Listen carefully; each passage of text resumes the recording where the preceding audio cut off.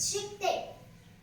आज शिक्षक दिनाच्या निमित्ताने मी आज तुम्हाला एक कविता शिकवणार आहे।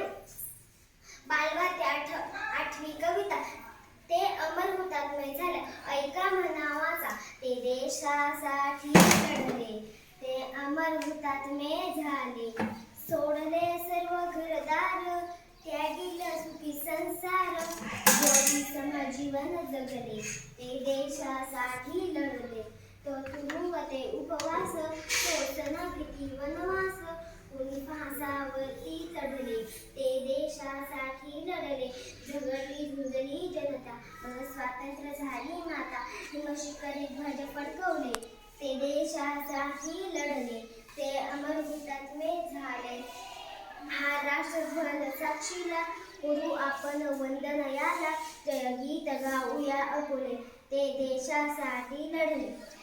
एवढी कविता शिकून झाली आहे। आपण त्याचा स्वाध्याय बघूया। स्वाध्याय प्रश्न पहिला, एका वाक्यात उत्तरे लिहा। प्रश्न अ, या कवितेत अमर हुतात्मे कोणाला म्हटले आहे? ते देशासाठी लढले यांना म्हटले आहे। प्रश्न आ, आपली